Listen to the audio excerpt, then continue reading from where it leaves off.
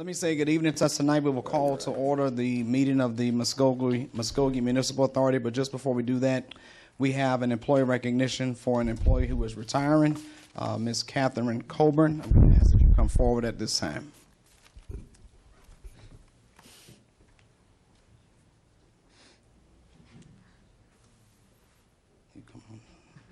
Yes, ma'am.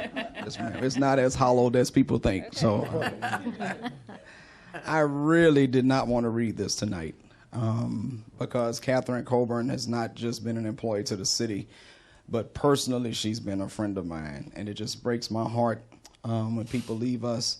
But it makes me happy that she's leaving us in good health and able to do so. Catherine Coburn has worked for the Parks and Recreation Department for the past 9.5 years.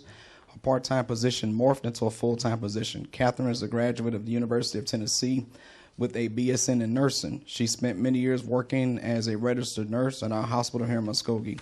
Catherine also served as the Bacon College Nursing Clinical Instructor.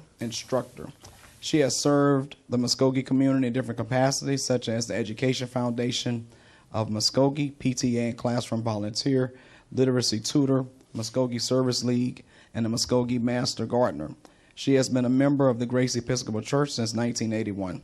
Catherine lives with her husband, Jerry, a retired optometrist, Ruby, their rescue dog who followed Jerry home from a bike ride through Honor Heights Park, and Opie, a fat old cat.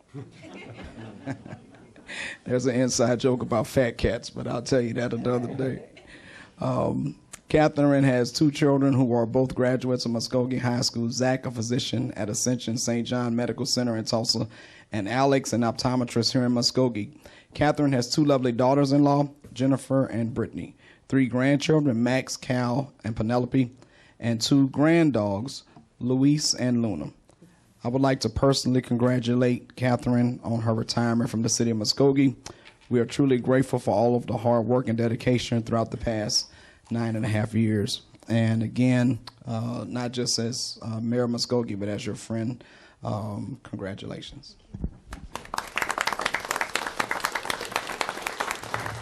Council who would like to take a photo, we ask you to join us down front at this time.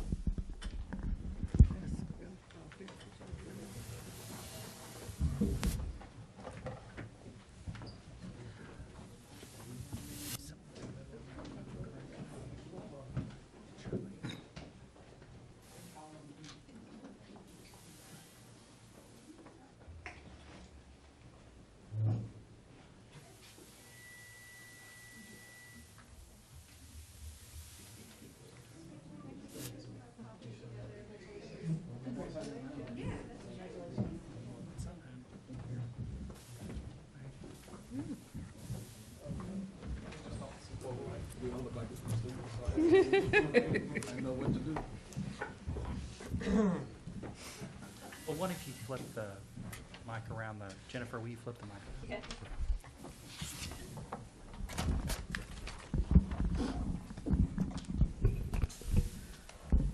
We will now have the invocation by Deputy Mayor Derek Reed, followed by the flag salute. Let us stand. Shall we pray? Dear Lord, we come once again thanking you for the gift of another day. Just thank you for all the blessings that you bestowed upon us.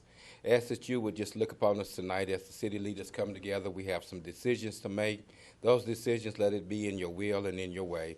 Ask that you would bless our community as we go into this holiday season, that we don't forget to remember the reason for the season, and that is because of your son, Jesus. These are many other blessings we ask in Jesus' name.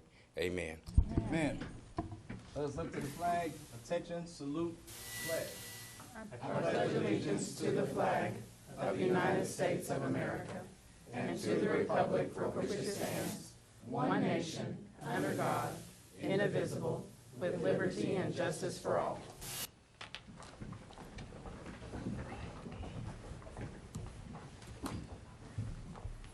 Roll call. Mayor Marlon Coleman. Here. Deputy Mayor Derek Reed. Here. Jamie Stout. Here. Alex Reynolds. Here. Stephanie Jones. Here. Tracy McGee. Here. Tracy Hoos. Here. Shirley Hilton Flannery. Here. Perlin Boyati Craig. Here. Item number 1. Consider approval of MMA minutes of November 14th, 2022, or take other necessary The action. minutes appear in our packet on tonight. Are there any corrections to the minutes, or do we have a motion to approve? Move for approval. Second. We have a motion and a second. Further discussion? Roll call. Pearlie and Boyati Craig. Yes. Shirley Hilton Flannery. Yes. Tracy Hous. Yes. Tracy McGee. Yes. Stephanie Jones. Yes. Alex Reynolds. Yes. Jamie Stout. Yes. Deputy Mayor Derek Reed. Yes. Mayor Marlon Coleman. Yes. Item number 1 passes. Item number 2. Consider approval of MMA claims for the month ending November 30th, 2022, or take other necessary action. Mr. Miller. Yes, you have before you the claims for MMA for that month and that time period. Do you recommend approval? And happy to answer any questions. Do we have any questions for Mr. Miller or a motion? Move for approval. Second. We have a motion and a second on the claims for the MMA. Further discussion? Roll call.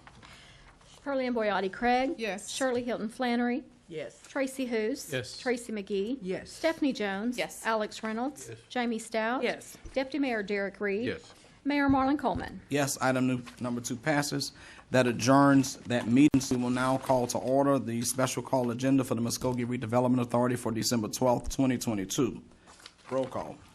Mayor Marlon Coleman. Here. Deputy Mayor Derek Reed. Here. Jamie Stout. Yes. Alex Reynolds. Here. Stephanie Jones. Here. Tracy McGee. Here. Tracy Hous. Here. Shirley Hilton Flannery. Here. Pearlie and Boyati Craig. Here. Item number 1. Consider approval of minutes of October 24th, 2022, or take other necessary The action. minutes appear in our packets on today. Do we have any corrections to the minutes or a motion to approve? Move for approval. Second. We have a motion and a second on those minutes. Any further discussion? Roll call. Pearlie and Boyati Craig. Yes. Shirley Hilton Flannery. Yes. Tracy Hous. Yes. Tracy McGee. Yes. Stephanie Jones. Yes. Alex Reynolds. Yes. Jamie Stout. Yes. Deputy Mayor Derek Reed. Yes. Mayor Marlon Coleman. Yes. Item number 1 passes. Item number 2. Consider approval of all claims for Muskogee Redevelopment Authority from September 13th, 2019 through December 2nd, 2022, or take other necessary action. We have nearly 3 years of claims in this packet on tonight. I don't know if it's the pleasure of the body to approve these claims tonight or take this item up in our January Redevelopment Authority meeting. So what is the pleasure of the body? Move for approval. Second. We have a motion and a second on the claims. Any further discussion? Roll call. Pearlie and Boyati Craig. Yes. Shirley Hilton Flannery. Yes. Tracy Hous. Yes. Tracy McGee. Stephanie Jones. Yes. Alex Reynolds. Yes. Jamie Stout. Yes. Deputy Mayor Derek Reed. Yes. Mayor Marlon Coleman. Yes. Item number 2 passes. Item number 3. Receive annual report from the Muskogee Tourism Authority to discuss their projects, goals, and activities, and take any necessary action. Councilor Stout. Yes, I would like to invite the Tourism Authority up at this time to do their annual report. Mr. Fritz. Thank you, Mr. Chairman, Mayor, and the council. We really appreciate the opportunity to be before you tonight to talk about our annual report. We took over managing the tourism program December 22nd of last year, so we are coming up right on that 1-year mark, and so we thought it would be a good opportunity to share with you some of our goals and accomplishments from last year and what we're looking forward to next year. And we have a video that's playing here, so I'll let that go ahead and go. Welcome to Muskogee. Muskogee is the travel destination in eastern Oklahoma. Known for our scenic beauty, Muskogee is surrounded by natural charm and appeal. Situated in green country, Muskogee offers a variety of interests for everyone. Hiking and biking trails, beautiful parks and gathering places.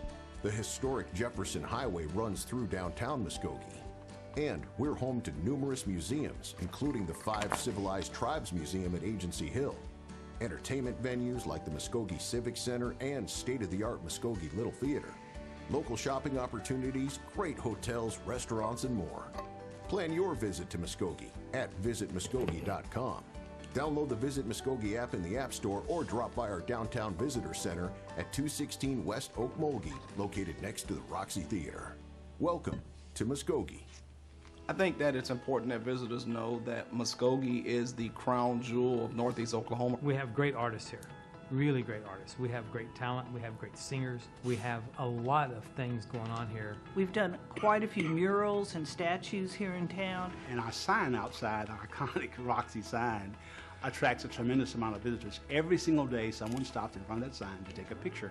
And those are people from all over the world. We've got a great downtown area that is continuing to grow with retail shops, breweries, restaurants, and more. And so Muskogee has a lot to offer, and it's a great place to live, work, and play.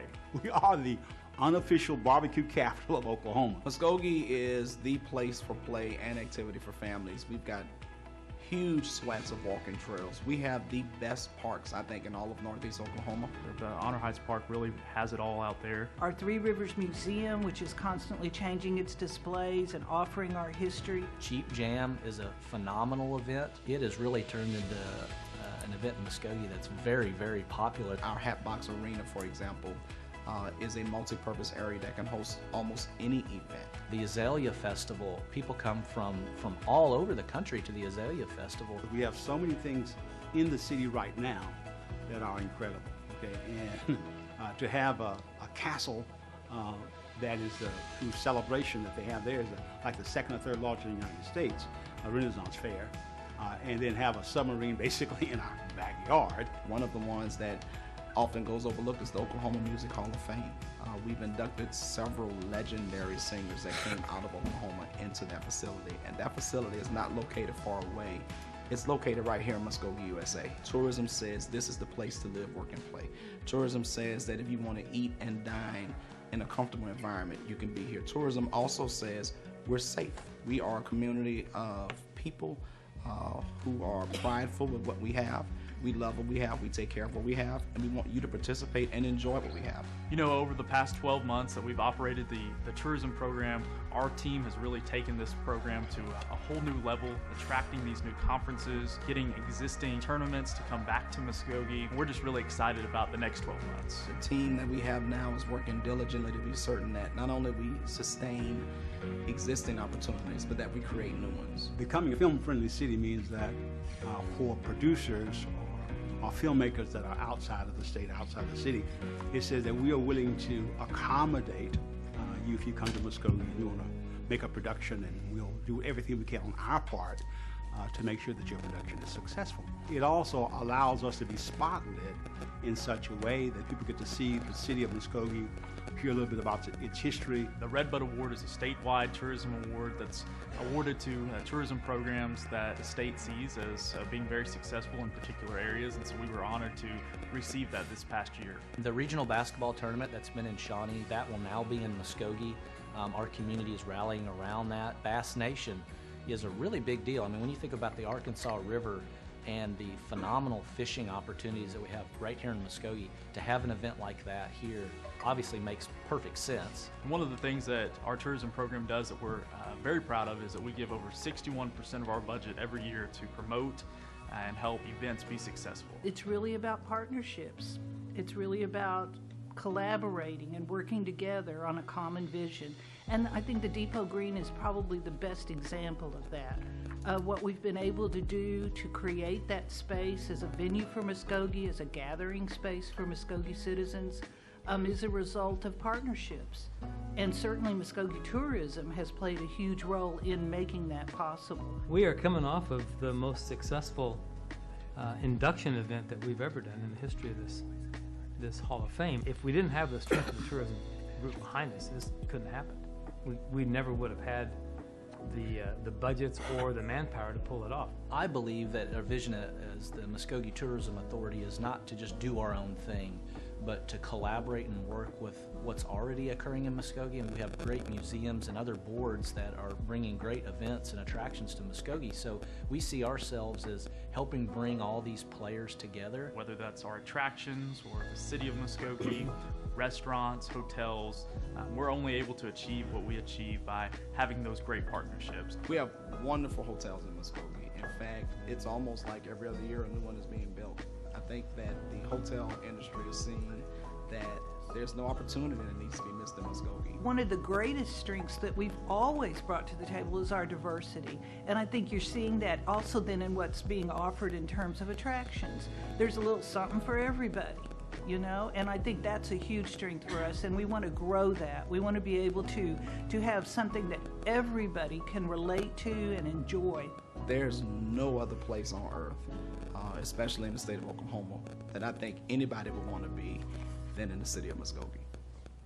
I want to thank everybody who was interviewed in our video. We're going to use that first minute segment through our digital marketing campaign, that first minute where the voiceover was in, and then the entire video we can use to package up and send off as we're competing for these requests for proposals for these large conventions and conferences to come to Muskogee. We can give them this video to share a little bit more about what is Muskogee and what we have to offer. Like I mentioned, we passed out that report to you all. I just want to highlight a couple things. First of all, everything we do, we could not do without our partners, and we have some really great partners through our attractions, restaurants, hotels, and otherwise. And our board truly loves Muskogee. We have a great board, 9 members, each appointed by you all. We have a truly great board right now. They all love Muskogee. They want to see tourism grow. They want to see us be successful. And we have a great staff that feels the same way. They are committed to growing our city. They're committed to growing our city through tourism. And our staff's here with us tonight. I just want to recognize them because they're the ones that really make this happen day in and day out. Oscar Ray's our operations manager at the Roxy, and he does an incredible job. Over on the tourism side, we have Jordan Jorgensen, who's our executive director of tourism, who does great for us. Dr. Jerry Stoudemeyer is our chief operating officer. She makes sure we're all in compliance and that everybody's on the right page, and she does wonderful. And then someone who just recently joined us on a part-time basis to help us write these proposals and go after these big conventions is Tammy Howe, and we're really excited to have her on our team as well. So we're excited to have them here tonight. But I do want to point out that we said it in the video, but 61% of our budget every year, we get 50% of the hotel motel tax, but then of that, 61% goes directly back to events. That's not counting general marketing efforts just for Muskogee, but that's specifically for those events, whether that's in the form of a grant or an advertising buy that's specifically promoting an event. So we're very proud to give back to those events because we know that is so important to our community. We're proud of those RFP wins, and we're excited for next year, and we thank you all for your partnership and look forward to continuing to work together. We do want to say anybody who wants to get involved with growing Muskogee and growing Muskogee tourism, there's a variety of ways to get involved, and we need all the help that we can get. We have a committee right now that's working diligently to pull off one of our RFPs, which is a basketball tournament, the NJC AA basketball tournament. We need committee members for that. We need committee members for our Bass Nation tournament. The Roxy needs committee members for our Movie Hall of Fame event, and there's several other opportunities to get involved. So anyone who wants to be a part of the solution for Muskogee tourism, we invite you to join us at any time. Our contact information's on here, or you can go to visitmuskogee.com. But thank you again to Mayor, Councilor Stout, and all of you all for your partnership in making this success. Thank you, Avery. Thank you for our Tourism Authority for all that you do for our city. I turn it back over to you. Sure. Thank you, Madam Stout. Are there any other questions from the council? We have one resident signed to speak to this item on tonight, Mr. Max Boydston. I'm going to ask if you come to the microphone, give us your name and your address, and you'll have 5 minutes.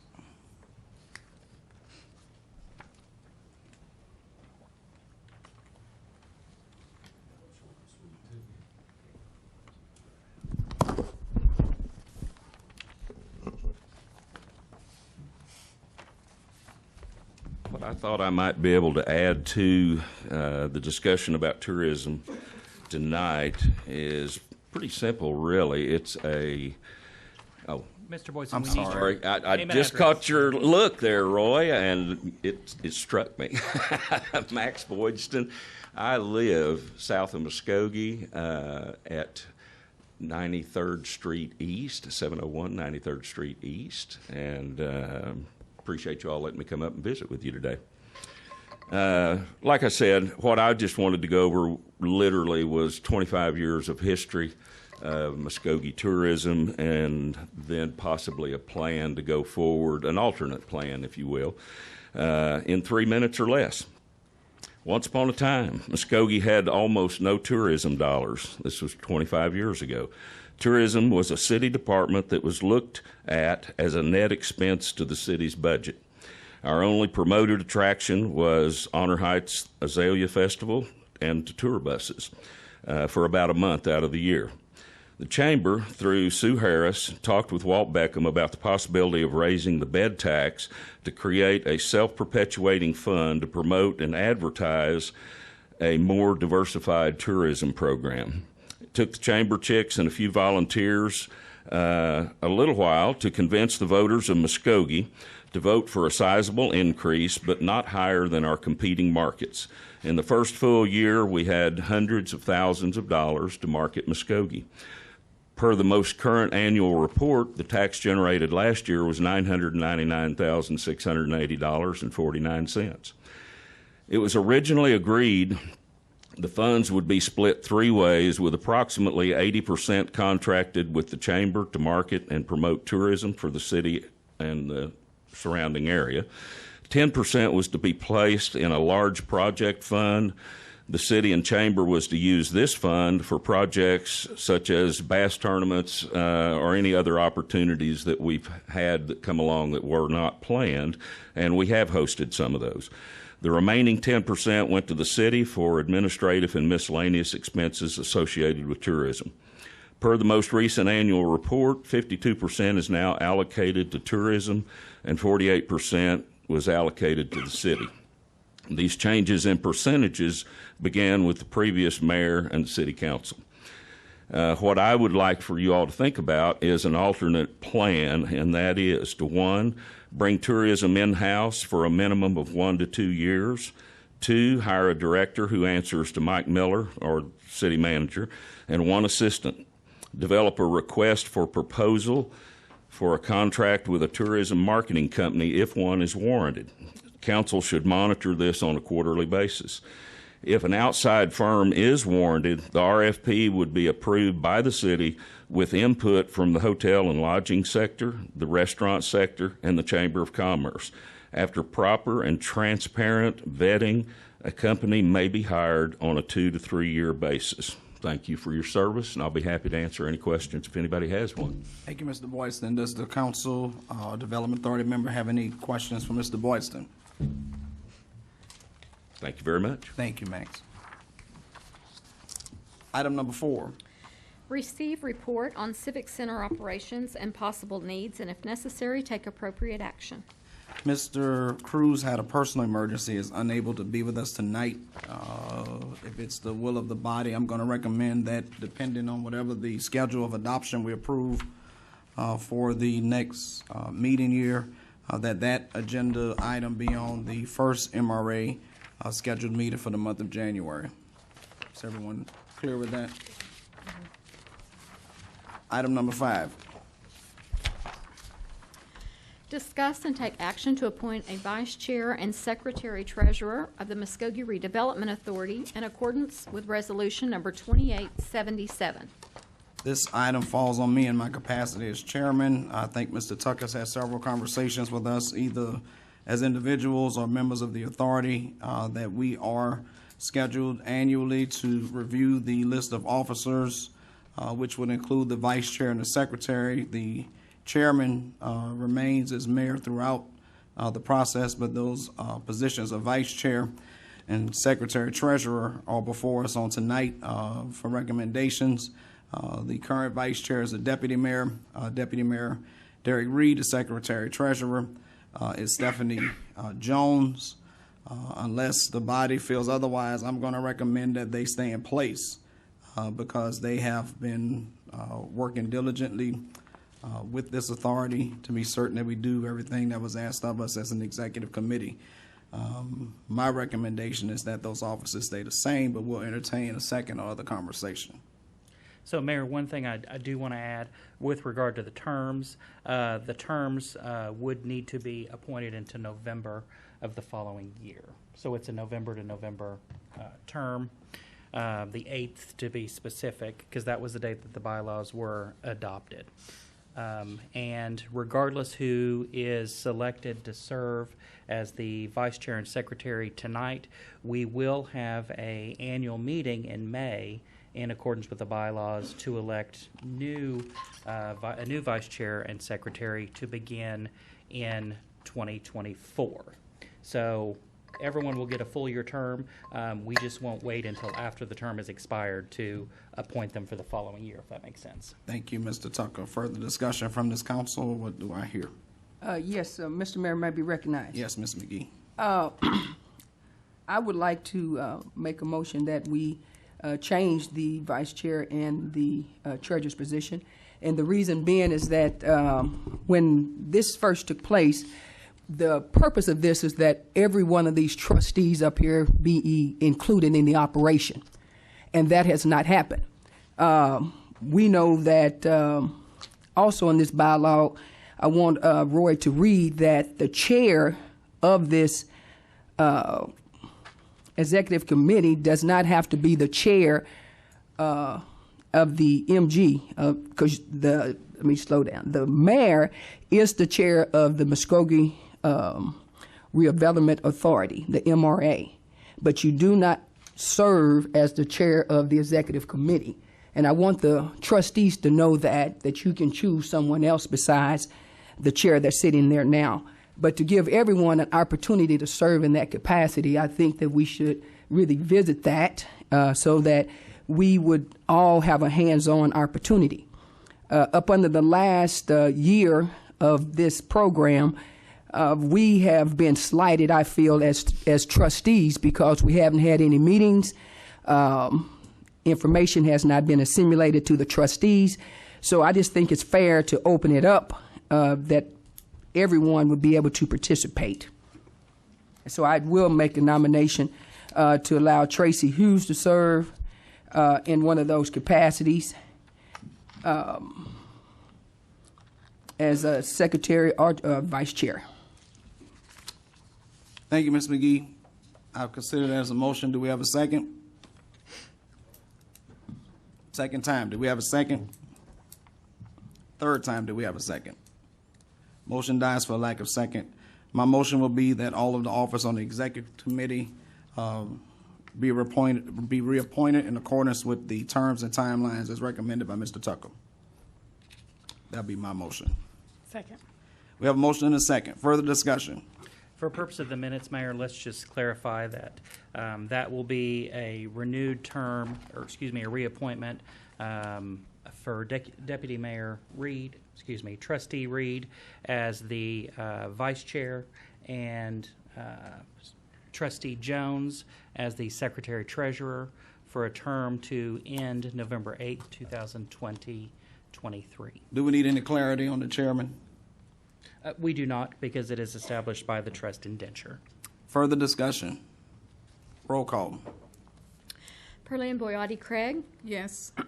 Shirley Hilton Flannery. Yes. Tracy Hoos. Yes. Tracy McGee. No. Stephanie Jones. Yes. Alex Reynolds. Yes. Jamie Stout. Yes. Deputy Mayor Derek Reed. Yes. Mayor Marlon Coleman. Yes. Item number 5 passes. Item number 6.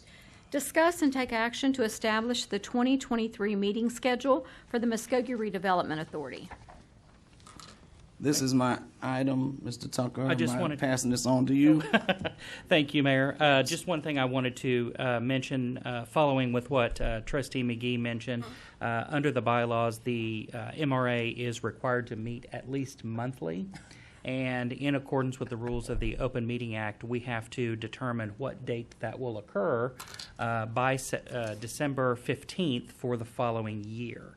So if the MRA would continue to meet in this alongside the City Council meeting, then based on the prior discussion at City Council, that would be the 4th Monday of the month. That schedule works for me. Does it work for everyone else? Yes. Yes. Do we have a motion? I move for approval. Second. We have a motion and a second. Further discussion. Yes, I have a question on that, or a comment on that. Through the whole cycle of the year the previous year, and in the bylaws that you just read, we are required to have a monthly meeting. In the last year, we hadn't had a meeting in 10 months. So I asked that we be more diligent to make sure that we have monthly meetings for the MRA, because it's something that has not been done. And I asked Mr. Tucker, if the chair is not in line with having meetings, what are the steps that we need to take to make sure that we have that we obey the law? And can you explain that to us, Roy, please? Sure. So the entire body is required to comply with the bylaws. And the bylaws are something that were authorized by the trust indenture and must be enforced by the body. And so the provisions within the bylaws require that monthly meetings must occur. And so to ensure that that happens, that's why we had talked about setting up a schedule so that in future years, the meetings will be fully in conformance with the bylaws. But like I said, those are enforced by the trustees. We have a motion and a second. Roll call. Pearland Boyati Craig. Yes. Shirley Hilton Flannery. Yes. Tracy Hoos. Yes. Tracy McGee. Yes. Stephanie Jones. Yes. Alex Reynolds. Yes. Jamie Stout. Yes. Deputy Mayor Derek Reed. Yes. Mayor Marlon Coleman. Yes. The item passes. Item number 7. Discuss and take action to develop a plan to hold interviews of candidates for the position of Economic Development Director. Members of the body and Mr. Tucker, you'll have to pitch in and help me where I need it. Mr. Garvin has prepared the list for us to review. I'm going to recommend that we disseminate that list to the members of the Redevelopment Authority. What I need guidance from the Redevelopment Authority on tonight is how long do you think it will take you to review that list, and do you want to schedule those conversations for the special call I'll do for the first meeting in January, so that we can facilitate this and move this on as quickly as possible. That sounds, our first meeting in January sounds great. And I may do a special call so we don't have to wait until that fourth Monday. And so just for purposes of clarity, when you're conducting those interviews as a body, we will have to have a posted meeting, and the interviews will be conducted in executive session. Okay. So whatever date is decided, we will post an agenda for it, much like we've done with the city council when we've hired the various positions that report directly to the city council. The same rule would apply for this position that would report directly to the Redevelopment Authority trustees. I'm going to look at the 9th of January for a special call for us to be able to begin that process. Is the 9th of January 2023 okay with this body? Yes. Yes. Do we have a motion? Move for approval? Second. We have a motion and a second. Further discussion? Roll call.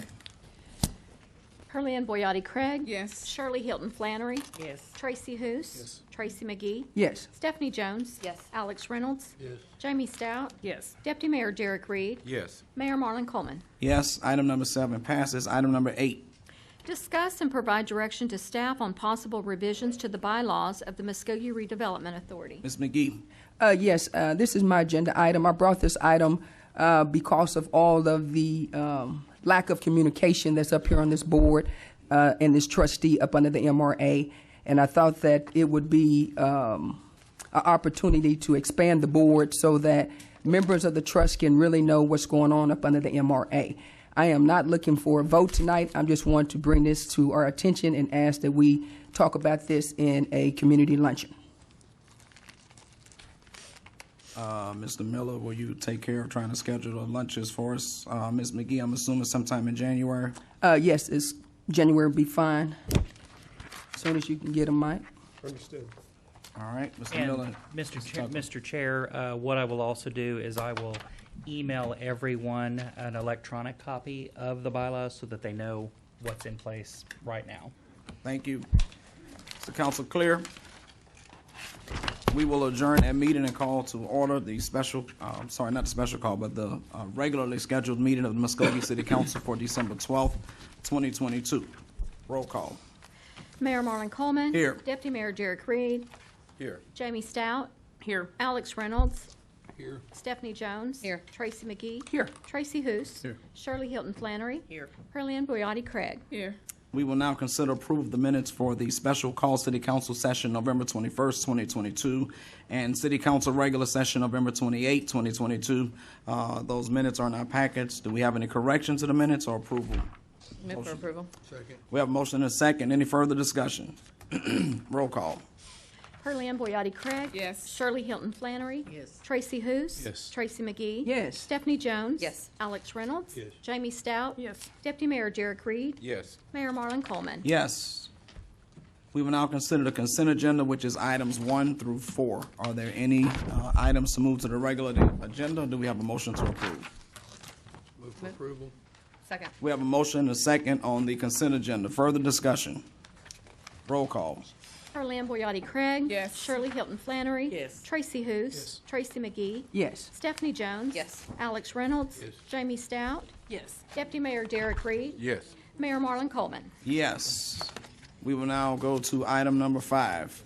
Discuss and take possible action on ordinance number 4177A to rezone the property addressed as 3701 South York Street, being more particularly described in the ordinance from R1, Single Family Residential, to RA, Residential Agricultural District, and if approved, authorize staff to revise the official zoning map of the city to reflect said change or take other necessary action.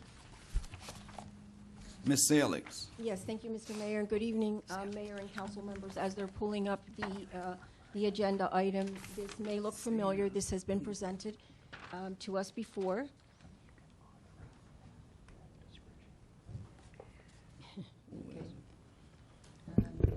I'll just give a little history as we're waiting. I believe this originally came to the council earlier this year. Basically, what we're asking to do is discuss and take possible action on ordinance 4177A to rezone the property addressed as 3701 South York Street, being more particularly described in the ordinance from residential 1 and R1 single family residential to RA residential agricultural district.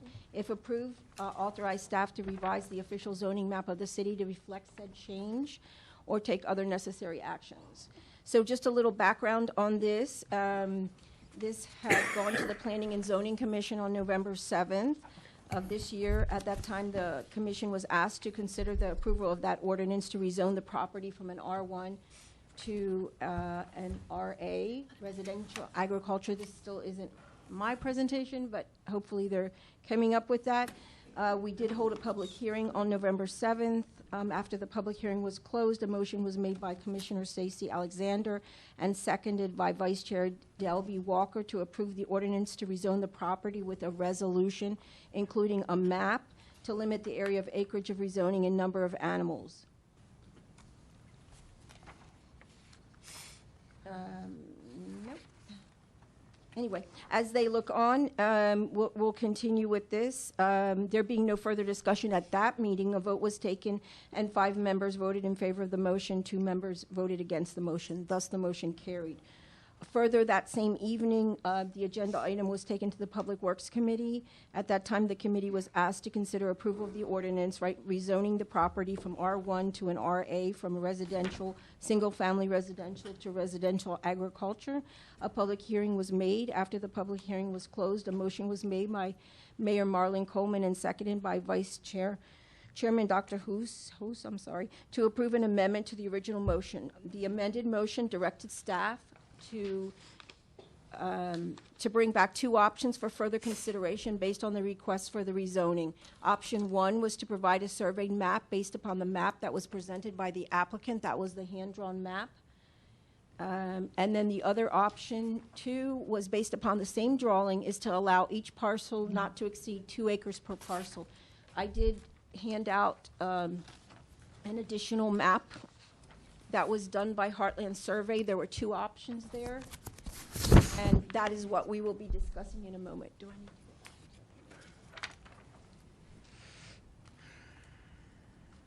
need? If you'll go to the beginning of this PowerPoint presentation. Okay, perfect. There we go. Thank you. So as I mentioned, it was a rezoning, 3701 South York. Mr. McClellan, owner and applicant, is here with us today. That's the property. With the big red star. You can go to the next, oh, I'm advancing, okay. There it is a little closer. You can see what's around it, residential on the north, residential on the south. We have planned unit developments on the west, and then the east side is county. It's outside of city limits. You can see some residential agriculture a little bit further south down on York. Again, we're asking to rezone 3701 South York from an R1, a single-family residential, to an RA, residential agricultural district. Staff has recommended approval for staff planning and zoning, as well as at the Public Works Committee meeting. Public hearing notice, we went through the appropriate steps, advising adjacent property owners of what the applicant was asking for. I mentioned this already. We originally went to the Planning and Zoning Commission on November 7th. Also, I might note that at that meeting, it was explained to the applicant that a request to City Board of Adjustment was necessary to approve the animals, as well as to increase the number of animals that the applicant was asking for each acre. Following the Planning and Zoning Commission, the applicants submitted the attached map to the city. That's the hand-drawn map. As you can see on the northeast corner, there's the cow area that abuts York Street, and on the south side is the chicken area, south side of the property there. So, again, we heard this item. The council instructed us to come back with two options for further consideration based upon the request for the rezoning. The first one was to provide a map based upon the hand-drawn map Mr. McClellan made, and the second option was based upon that same drawing to allow each parcel not to exceed 2 acres per parcel. So one on that northeast corner and one on that southwest corner. These options were supposed to come back this evening, December 12th, to City Council. That's an idea of what the map looks like per Mr. McClellan's hand drawing. I did pass one of these out to all of you so you can see that. I don't know if there's any questions at this point. I'm happy to discuss this a little bit further. Between the red line on the southwest side, I asked why the line was wasn't a nice straight line, and that's based on where the trees are on the property, as well as what the distance between the red line on the southwest corner and the property line is, and it's approximately 80 feet. 80 feet. Mm-hmm.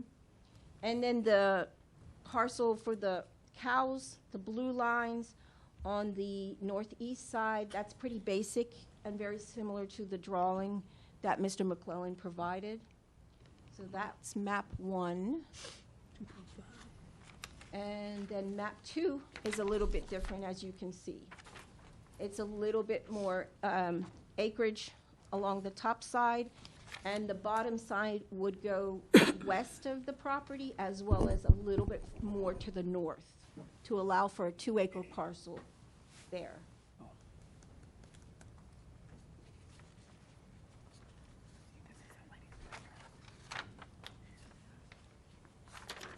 So again, staff is recommending approval of one of the 2 surveyed maps. And I'm happy to answer any questions. We have 3 residents signed to speak to this item on tonight. The first one is Michelle Olson. Apologize if I didn't say your name correctly. If you come to the microphone, give us your name and your address, and you'll have 5 minutes.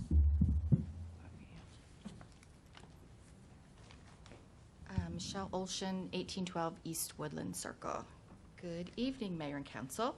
I've been here multiple times to oppose this rezone. I'm losing my voice, so I apologize. I do have a presentation, and I also have a video. If we could bring that up, possibly. It says the Woodlands.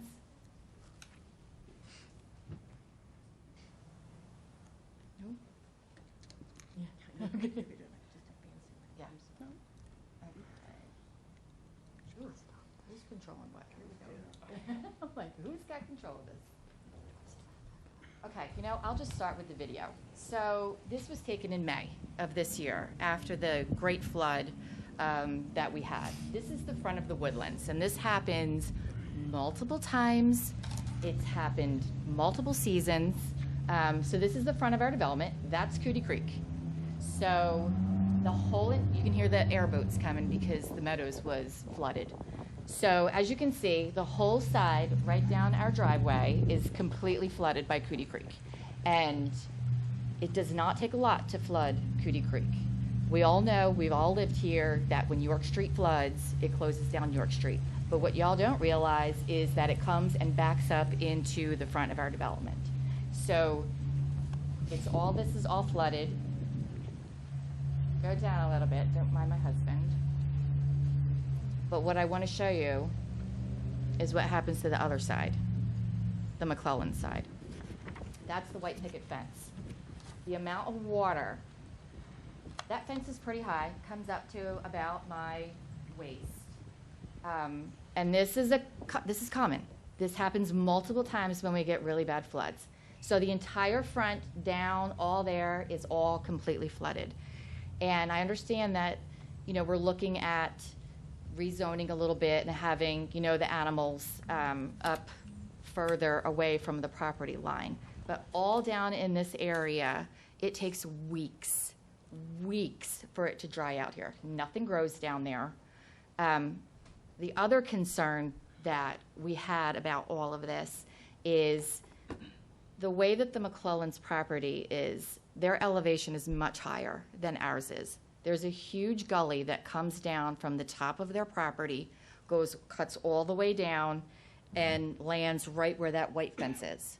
So whenever it rains, everything from the top of their property just washes down. So our fence line has been completely destroyed. We have tried to rebuild it, to fix it, but it's a moot point at this point, because unless the drainage is fixed up at the top, it's just going to keep washing away our fence. So any farm animals, any livestock that's up there at that top level, everything is just going to wash right down into the front of our development. And we have tried really hard as residents here of Muskogee. The Woodlands is a beautiful and unique development. We have invested so much time and money and energy over the last 20 years to make this a unique place for people that want to move and live here. And each time it floods, we clean it up and we start all over again because it's our home. And I don't think that a lot of people realize how much we as the residents of the Woodlands have put into this development to make it a beautiful place for people that want to come and live here in Muskogee. And just hoping that, there's problems with drainage. You can see it. They're on my rest of my PowerPoint and right here. All of this is all coming down from the top, and it just lays there. My neighbor, there's a closer picture of it. My neighbor, Tina's going to come in, and she actually has pictures of what the drainage has done to the fence line. And if anybody has any questions, I'd be happy to answer. Thank you, Ms. Ocean. Does the council have any questions for the presenter? Thank you, ma'am. The next resident signed to speak to us tonight is Rachel Neighbors. If you come to the microphone, give us your name and your address. You'll have 5 minutes. Good evening. Rachel Neighbors, 1808 East Woodland Circle. So I'm just going to point out a few things that Michelle was not able to present during her 5 minutes. We want to start out with, as a neighborhood, we don't understand how we're here. This council set a precedence when you denied Eagle Crest. That resident had 100 acres that you denied being rezoned. Mr. McClendon has, I think it's 13 or 13.7 acres. So I'm not even sure why we've been discussing this for 9 months. I don't know how you can deny somebody that has 100 acres residential agriculture and give somebody that has 13.6, I'm sorry. With that being said, sorry, I'm going to get my phone out so I can make sure I hit all my points. I've said this before. I moved into Muskogee 8 years ago. My husband and I we had 30 acres and animals, and we moved out of that when our kids graduated. We had to live in a rent house for 2 years to be able to buy in that neighborhood. Mr. McClendon has said numerous times that he bought the first property that came open. Again, that is not our fault. That's not our neighbor's fault, that he didn't purchase what he needed to purchase to begin with. We have tried compromising with him. The last meeting that we had, I think it was about 4 weeks ago, I believe, that morning, we were in agreement that he was going to do 2 acres and that's it. And then within 3 hours, he's changed his mind. He's given numerous stories. Every time he's came before council, it's he wanted this, he wanted that. It started out he wanted 1,000 chickens, and now I don't even know at this point what he wants. And I don't think you as a council know exactly what he wants, because he tells us something different every time that he comes up here. We were in agreement with compromising, but after the last meeting, we are asking that you completely deny his rezoning request. I also want to point out that Mr. McClendon and I believe some other council members has noted that they don't feel that allowing him to have farm animals is going to affect the value of our homes. There are 2 homes for sale in our neighborhood right now. That doesn't happen very often. Usually they sell within 2 or 3 days. There's one open right now that somebody wants to purchase, wants to make an offer on, and is waiting on the decision of this council before they will put an offer in on this home. So it absolutely is affecting what people coming into our neighborhood, if any of us want to sell. Like Michelle said, we've invested time and lots of money into not only our homes, but also the development. And I feel that it's very unfair to allow one person to come in and disturb all of that. She mentioned, I'm sorry, I forgot your name, that the property line is going to be 80 feet from our fence. 80 feet sounds like a lot, but it's really not. Again, I'm going to go back to sports because that's just what I know. That's 27 yards on a football field before it is at Tina's bedroom window. 27 yards. So 80 feet is not a lot. And again, I feel like if you approve these few acres, you're just setting him up. We're going to be right back here in 6 months because he's going to say that wasn't enough and he's going to want more. Because every meeting that we've been to, he's wanted more. He's wanted something else. Also, the comment was made that this room used to be full of our entire neighborhood and, it's kind of dwindled down. There's a reason for that. His family has personally attacked us on social media. There are neighbors that are literally messaging me on Facebook saying, don't forget to say this, don't forget to say that, because they don't want to come because of they're getting attacked on social media. So I would like for you guys to deny the zoning, and I would like that if we could get this taken care of tonight and it not be put off another 9 months. Thank you. Thank you. Do we have any questions for the presenter from the council? Thank you, ma'am. The next person assigned to speak to us tonight is Tina Nguyen. I'm going to ask that you come to the microphone and give us your name and your address. You have 5 minutes.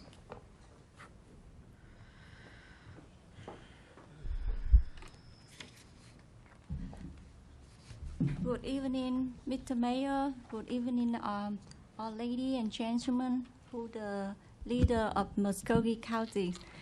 My English not really good, so I just try my best. Thank you for understand me.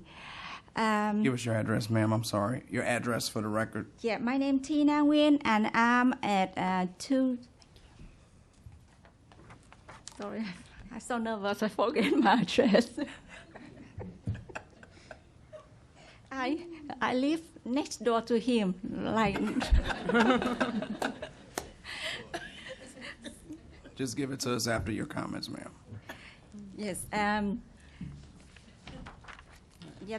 The first thing I want to really appreciate all your time and try to working hard to have Muskogee County develop better and better every year. I can see that because I live here 18 years already.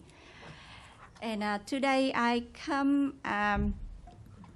because I know that I cannot explain everything by my words, so I prefer some really clearly picture and information. So can I just Bring him up here. Yes, ma'am. Thank you.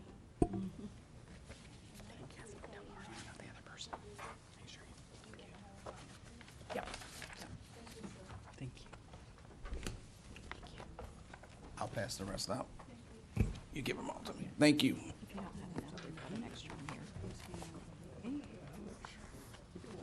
Because I think if you all take 3 minutes, the rest is better than me talk 30 minutes. So, please review for me. That's the picture show clearly how my house sit next to his fence and how his house sit on the neighborhood.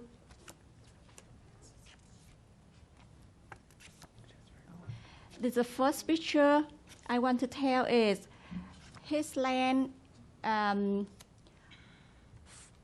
or entrance is framed around his land, and his land sit up high hill. So this is, first thing I want to say is I'm not against him anything. It's just because his land sit are not a right position for the rezone. Because his hand sits on the top of the hill. So every time the rain comes and it flush everything from his land to the road, and flush all the waste. If he have animal, if he have everything, if he have good thing, the water will turn good. If he have a bad thing, the water will really bad and flush all to the road and flush to the creek. And it will cause bacteria and toss it to the creek, the water. This picture shows his land one side and the creek one side. So this area always flood, and on top of his land on the top, so the water just come together and mix all the waste in the filter. So the less farmland he has will be the less risk for the whole neighborhood in the future, I think. And this is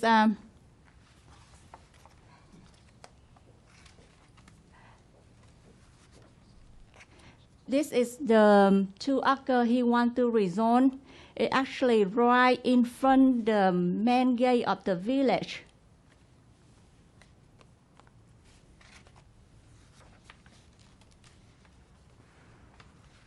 Right in front the main gate of the village. So like I said, everything on that land, all the animal waste and everything will be flushed out to the main gate and cause us a lot of bad smell and bad look. It make the value of the village or the house will go down. And you will see my house next to his fence is not even 10 feet.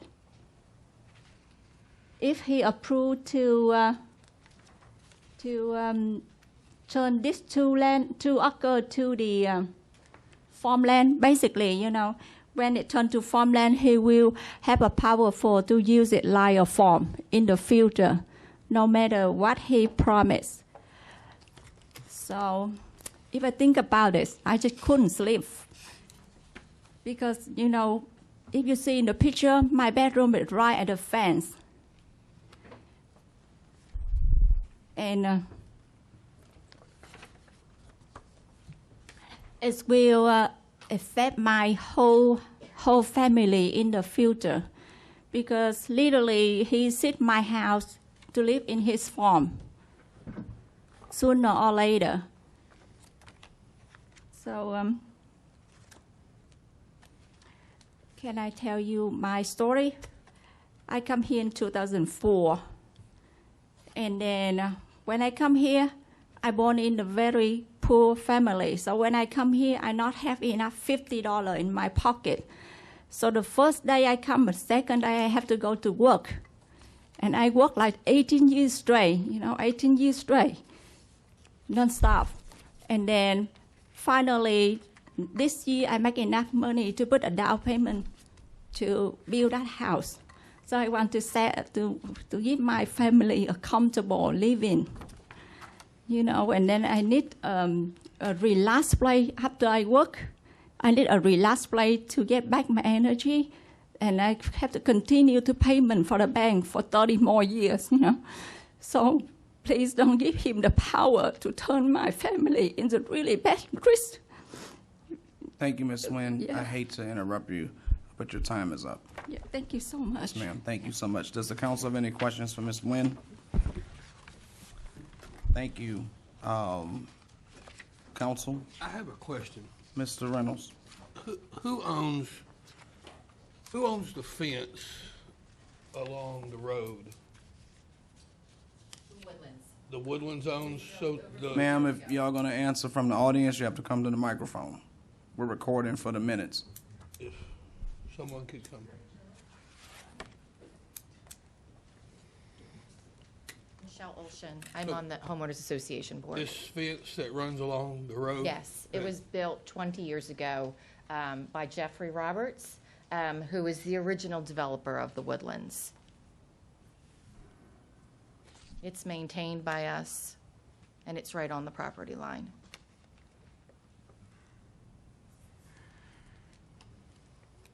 Thank you. You're welcome. Any other questions from this body? Thank you, ma'am.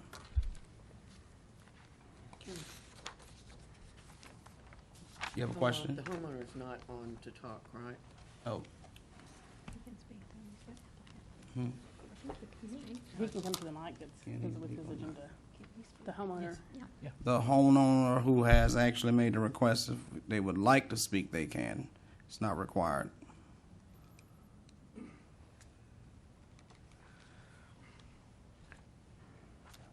Kurt McClellan, 3701 South York. Mr. Mayor, council members, I'm here to answer any questions you may have.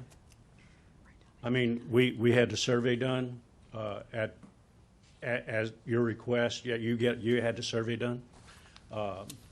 We agreed to go with the 2 acres and 2 acres that the Planning Commission suggested. That's where we are. Any questions for Mr. McClellan? Question. Is it 2.5 acres for the cows and now 1.03 acres for the chickens? That's one of the options, yes, ma'am. And I think that's your choice, the council's choice, which one to go with. Either one would let us do what we want to do. And can I ask another question? These chickens, I'm just getting this visual of chickens roaming. With this, could you explain that house again that you have, that you move? I think when I was at your house, where the chicken coop thing was, is it still there? Yes, ma'am. Is that where it is? Could you It's- explain this chicken? Yes, ma'am. It's a mobile chicken tractor that can hold up to 80 chickens, and it's moved every day when there's chickens in it, and there's no chickens roaming the property freely. That's all you will see is that white hoop house. That's it. Are we, right now, is what we're asking for is that 2.5 and the 1? Is that what's on the table? I'd like to make a motion to site plan per instructions in the field. If you look at the 2 maps, it says instructions in the field and 2 acre tracts. I think that's the one you're looking at, Ms. Hilton Flannery. Is that map? 2.5 and then the 1. Yes. The one that says site And that's plan. actually looks like it's further distanced from Ms. Nguyen's property than the one that the city gave the 2 acre tract. Looks closer. The one Mr. McClellan came back with is actually further away from her property. Right. Right. I second. We have a motion and a second to approve site plan per instructions in field as presented by Heartland Surveying and Mapping PLLC. Any other discussion by this body? I will make my closing statement on this situation that we find ourselves. It has been a long 9 months. Ms. Neighbor said something very important to this council. The presidents that we will send out. Today, the Woodlands. Tomorrow, someone else's neighborhood. We said in the presidents. We said no to Eagle Crest. We said in the presidents. And it's unfortunate that we have citizens here begging and pleading us to make sure that our presidents is consistent. And that's all I have to say to my beloved council on tonight. Thank you, Mr. Reed. Mr. Tucker, walk us through the violation process if those chickens are outside of this box. It would be, first they would receive a zoning violation letter from code enforcement, which is under the planning department, directing the owner to remedy the situation. If the owner does not remedy the situation, we have a couple of options. It could be enforced through citations or by court action for injunction. that would, of course, if the injunction's granted, be enforced through criminal contempt charges. So if the chicken gets out one time, what I don't want to happen is somebody coming back and saying, "Oh, I'm so sorry, chicken got out." Does it start over, or do we continue down progressive action? Each daily event is a violation. And so typically what happens, and that's up to Ms. Alex how she wants to enforce it, the zoning letter is usually for the first offense and then followed by daily citations if that offense continues to occur. And can I ask something too? Yes, Ms. Flannery, Limiting Hilton this Flannery. to 4 cows, if this passes, 4 cows? And is there a number of chickens? I guess I should have asked Tim. Ms. Salix? The code is 6, would be 6 per acre, 6 chickens per acre. So, okay, because the chicken thing is just 1 acre. Right. And that's the reason she's saying 6. We would have to do Now, he has the opportunity to go to the Board of Adjustment to increase that number of animals. That is an option he's entitled to. And the Board of Adjustments doesn't come back to us, correct? They don't come back to us? No, they're a quasi-judicial body. They make the determination. So it's going to end up being more animals than what we're allowing with this rezoning, If they say yes. if they say yes. And Ms. Alex, the question was also about the number of cattle per acre. Is it 2 per acre? Mr. Tucker, it is 2 per acre. Thank you. So there's 5 max cows? 5 Yes. max cows and that does not require approval of the Board of Adjustment, because that is the maximum amount that is set forth in the zoning code as a permitted use. Poultry is a special use, which does require approval of the Board of Adjustment. I'd like for the record, Ms. Tracy, this may take you a minute, if we can read the names of the members of the Board of Adjustments publicly.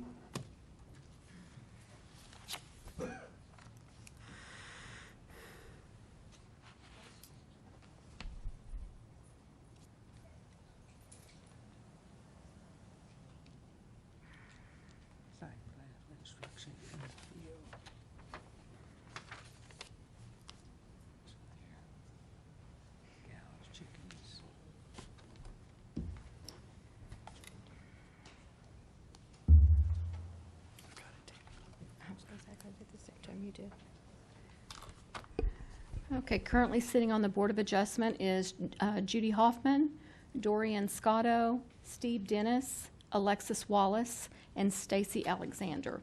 She was just recently replaced, though. Thank you. I wanted that read for the public so that they could be aware of who their representatives are, should that request be made known to the public. Board of Adjustments.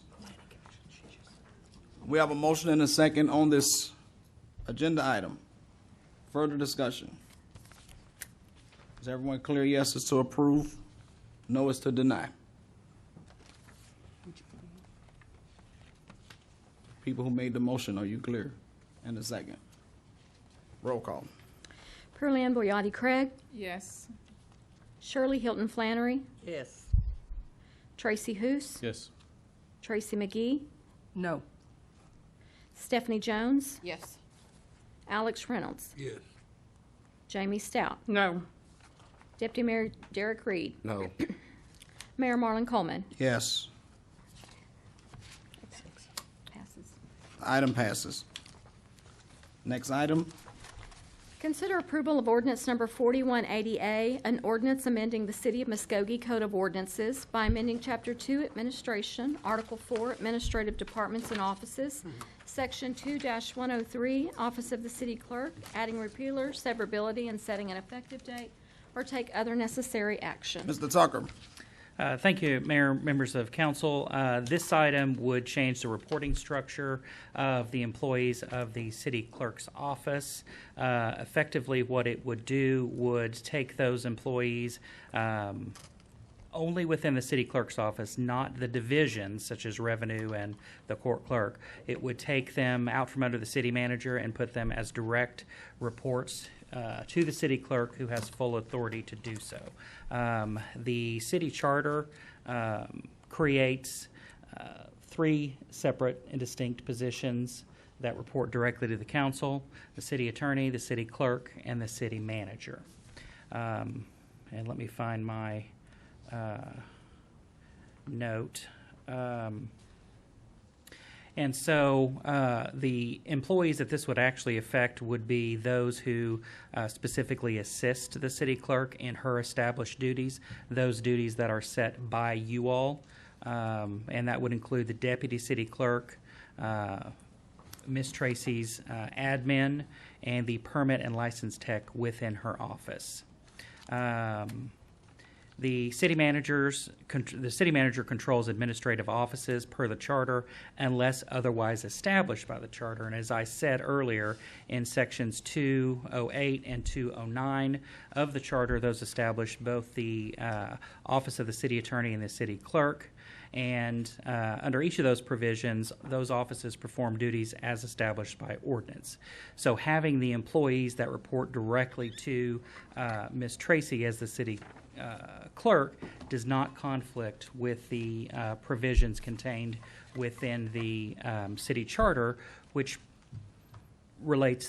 states that employees are employees of the manager because of the inclusion of the word "unless otherwise provided," and that's a term that we're always familiar with, and the charter does otherwise provide by creating those 2 offices. And in fact, this ensures that no conflict would occur because if Ms. Tracy, in fulfilling her duties, needed the assistance of her employees, where those employees her direct employees would report to the city manager, not that he would, but could give contrary instructions, which would defeat the purpose of having those employees to assist Ms. Tracy. Further, I would direct the council to section 2.04 of the charter, which requires the council to provide for the exercise of the duties and obligations of the charter. Those specifically being that the clerk perform the duties that you all assigned. And so that's why this ordinance is being brought forth for your consideration. And again, it only reflects the employees who report directly to the city clerk, not the divisions. So employees of the revenue division, which is the water department, not affected. And those who work in the clerk's division, those employees are not affected. They still continue to be supervised by the city clerk, but are actually employees of the city manager. Happy to answer any questions. Mr. Tucker, for a matter of record, I think I'm correct that this does mirror similar to what we have in the city attorney's office? That is correct. The employees of my office work directly for me. And so, obviously, none of us are an island. And so there are things that are in place which ensures that we continue to work together. Number one, while my employees work for me, I work under the city council, and we all work under the city manager's budget that's been recommended and ultimately approved by the city council. So I have no independent authority to spend money or do anything financially without the manager's approval.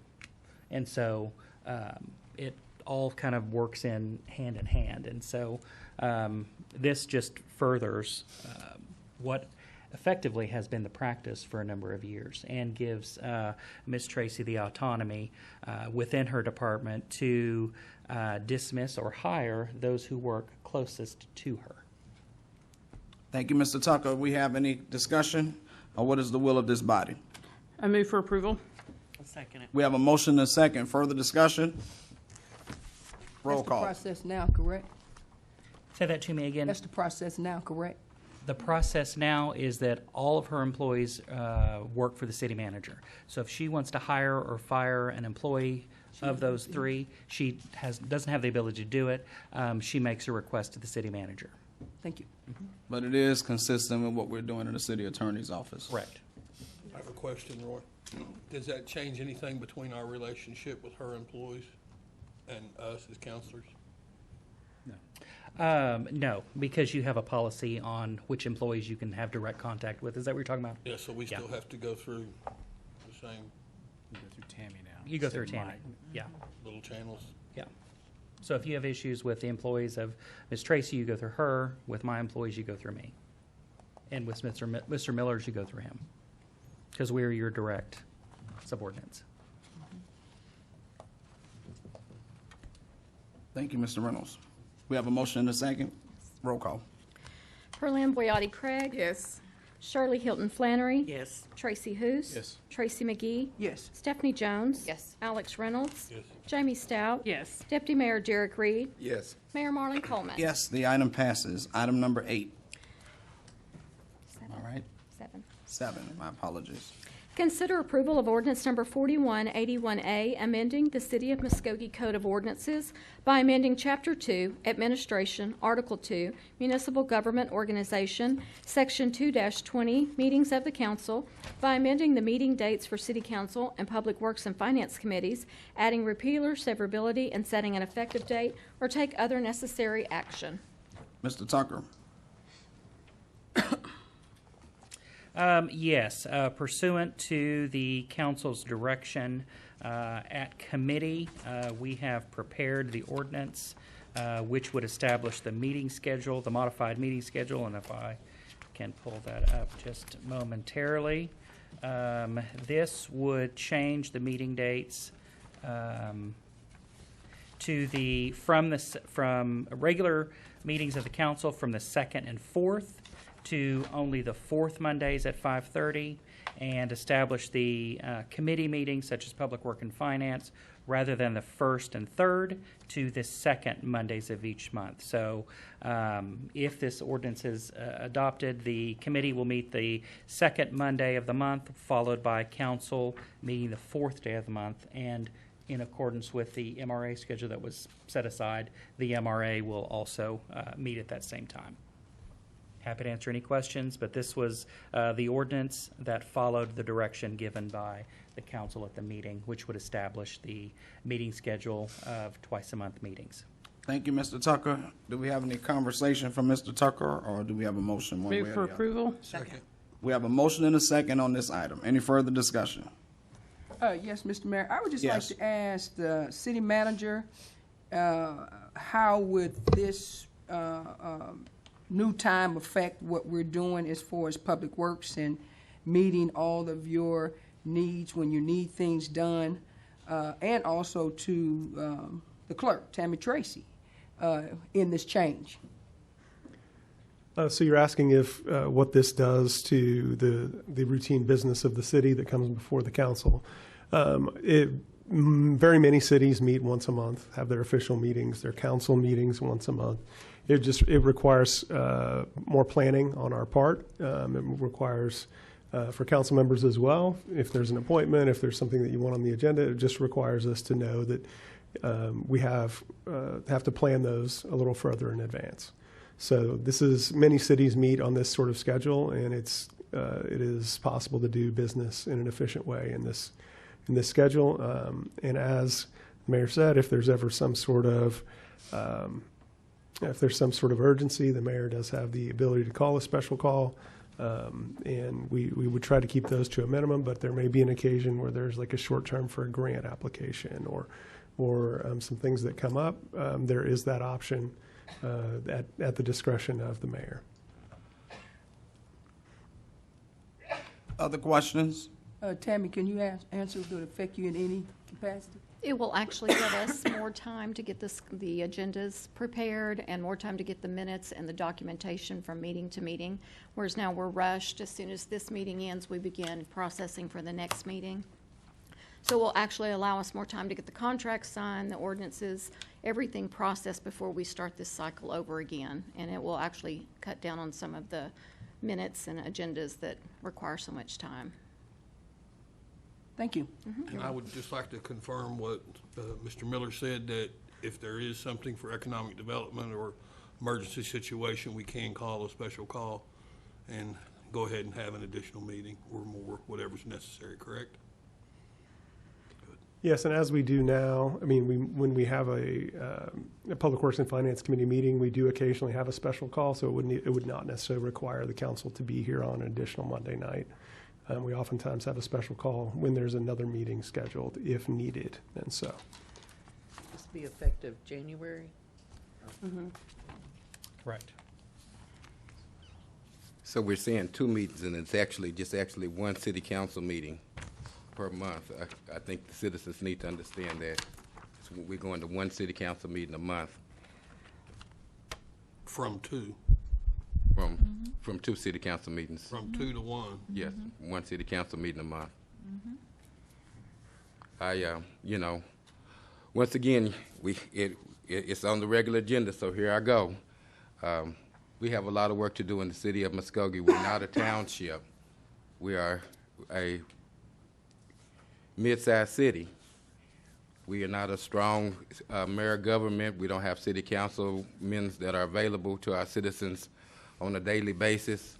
And once again, I feel that this is a terrible move, a terrible day for the city of Muskogee, because we're saying that, you know, I don't know how other way to explain us getting here other than I'm getting sick of meeting every Monday night.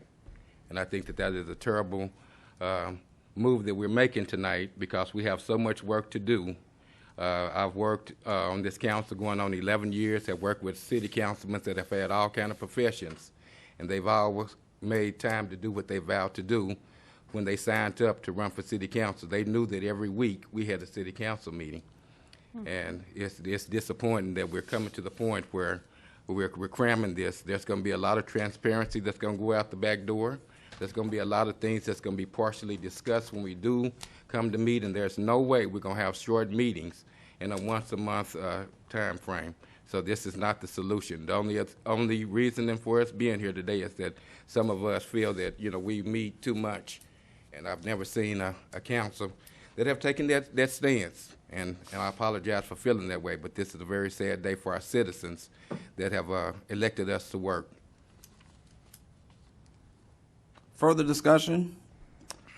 One thing I'll add to the residents who are watching, I hope that all that we do in consideration to when we're present in the meeting takes into account the 30 hours a week I work for nothing when I'm not on camera, which I'm happy to do. Roll call. We all do that. Pearlie Boyati Craig. Yes. Shirley Hilton Flannery. Yes. Tracy Hoos. Yes. Tracy McGee. No. Stephanie Jones. Yes. Alex Reynolds. Yes. Jamie Stout. Yes. Deputy Mayor Derek Reed. No. Mayor Marlon Coleman. Yes. The item passes. Item number 9.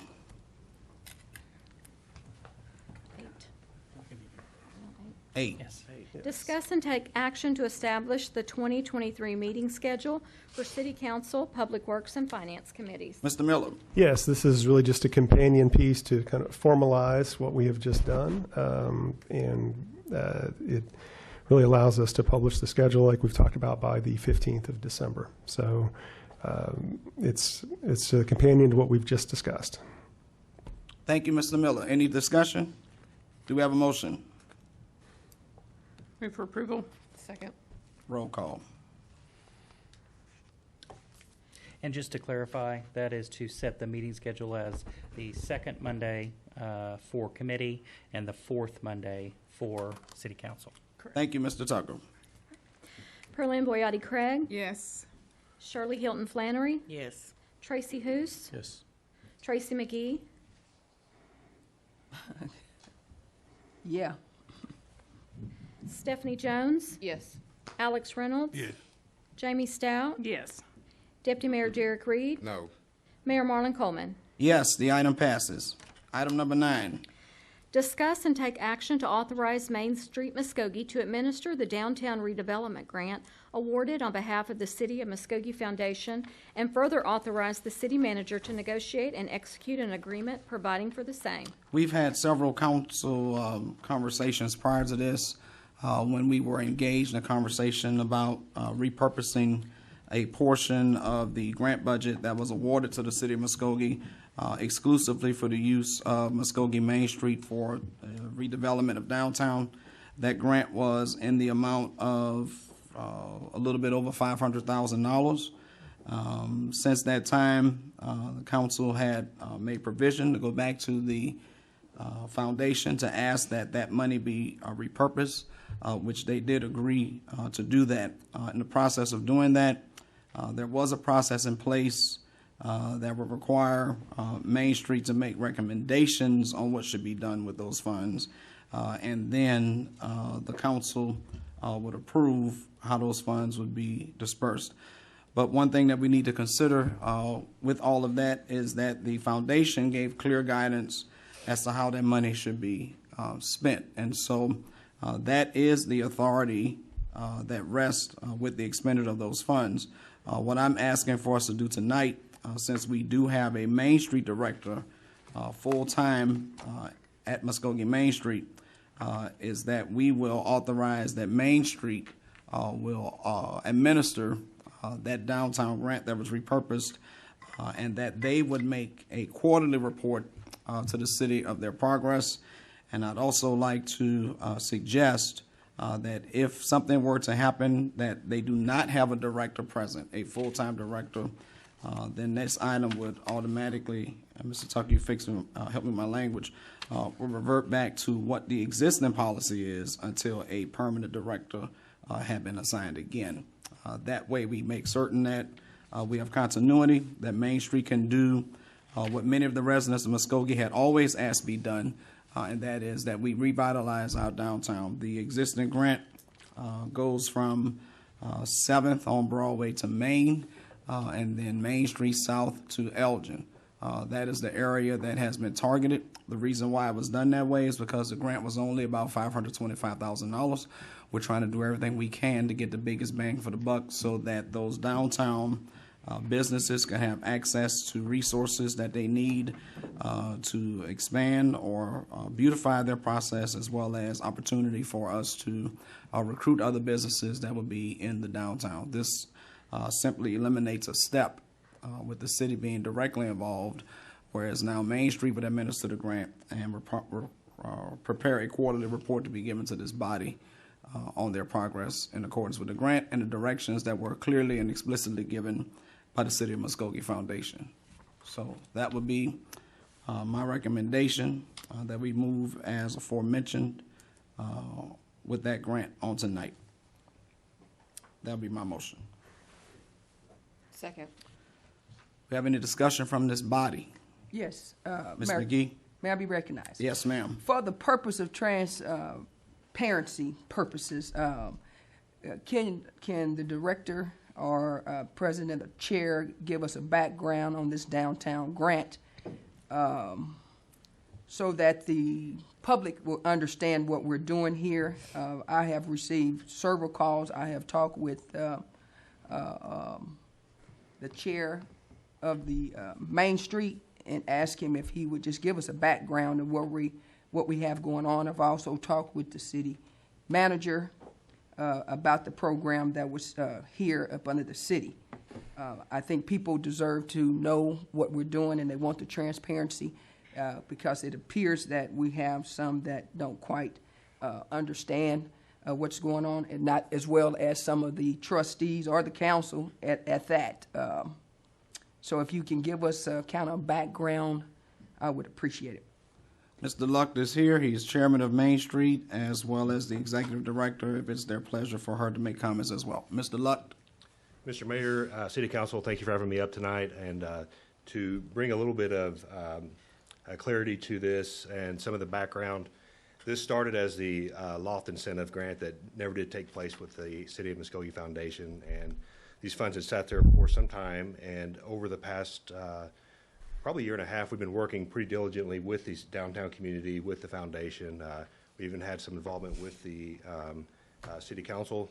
Alice has had some help with this process, and working with trying to identify what we can do to help downtown. And so at the end of the day, the foundation has awarded the funding and an incentive to both bring downtown businesses and also enhance the curb appeal of what we see when we come downtown to try to get more people here.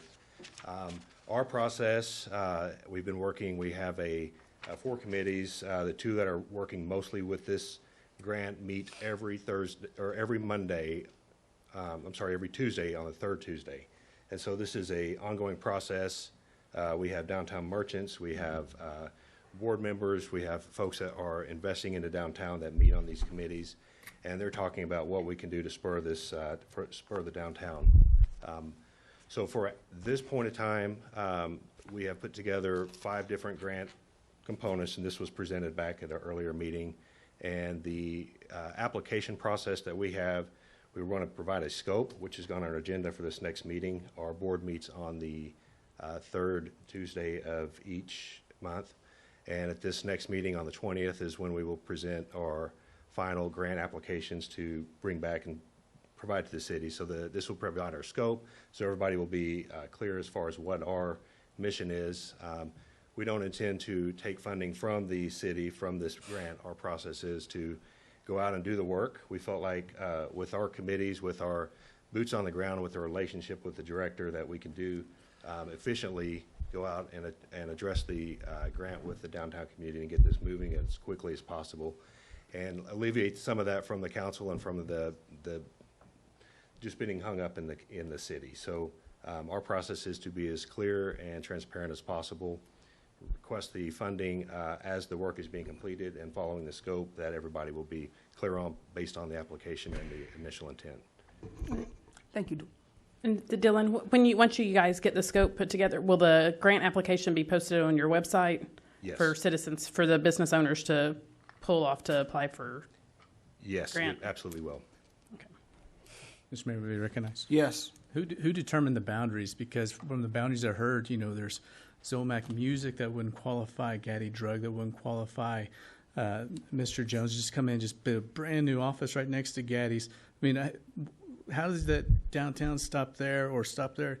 These are locally owned businesses too that are pumping a lot of money into that. They kind of have an iconic look to them also. Who determined these boundaries and that you guys have now? So that's a good question. That's something we're working on right now. There are multiple boundaries that define downtown that have taken place over several different studies, from AIM to the most recent. However, the facade grant is the defined area that was established back in 2017, which is the grant perimeter that we're using at this point. We do have a defined area that we're going to focus on just because of the funding and what's going to make the most sense. Our area as downtown, as far as what Main Street considers downtown, is a different map. And then we also have a historic downtown map that the city uses. I don't have that in front of me to present that, but the downtown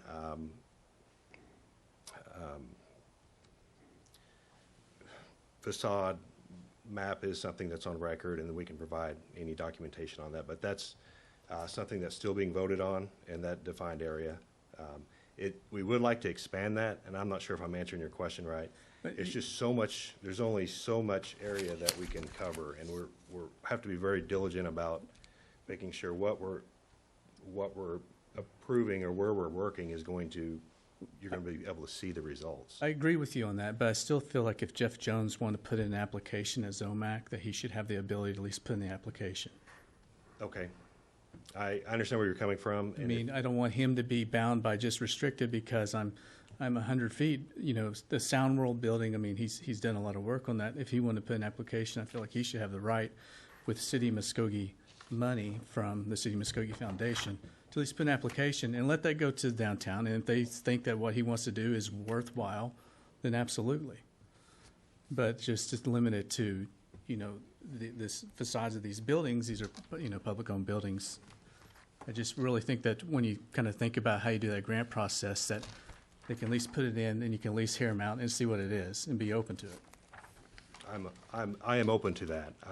As far as the way that is finally determined, I may not have the final say in that, but I do agree with what you're saying, and I feel like us working together as a downtown, we have to come together as a team and bring the best out of everybody. But at the end of the day, we only have so much we can put into it based on the actual grant the availability of the grant. But yes. And the chairman of the foundation, Dr. Hoos, has said that this is the plan that we have today, but it's not all inclusive of what can happen later on. The reason why the line was drawn like that for the purposes of this grant was because the Quality of Life Committee was very insistent that we were more targeted and specific with the limited amount of funds that we had for the downtown grant. I will say that Zomac and other businesses will be eligible for those other two opportunities that we do have in place, or putting in place rather, with the sales tax rebate, as well as applying for funding through the Economic Development Fund. And I'm certain that if we don't get enough businesses to apply within the parameters of the grant, that we'll be going back to the foundation to say to them that it does make sense at it's time to expand that line because we'll have funding left over to be able to do so. If I can, Mr. Mayor, I'd like to Reynolds? comment a little bit. Unfortunately, the good news is also the bad news. We have a wonderful, very large downtown, unique, old structures that can become a wonderful area.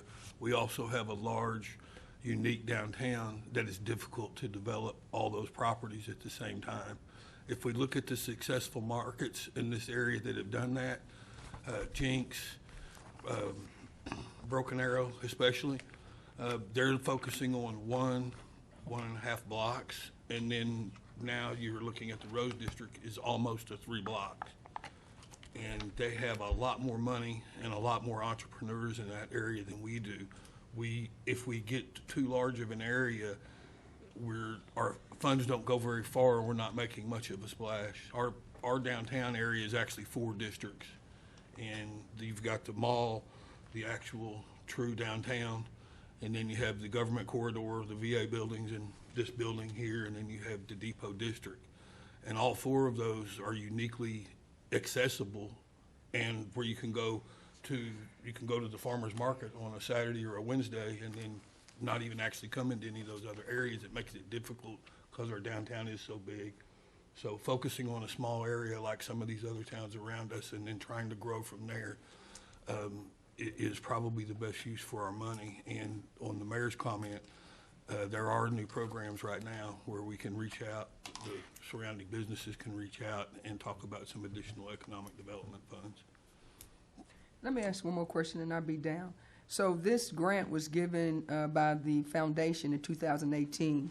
It was a 3-year grant at $1 million. And from my understanding, it's a reimbursement grant, right, paid on invoice?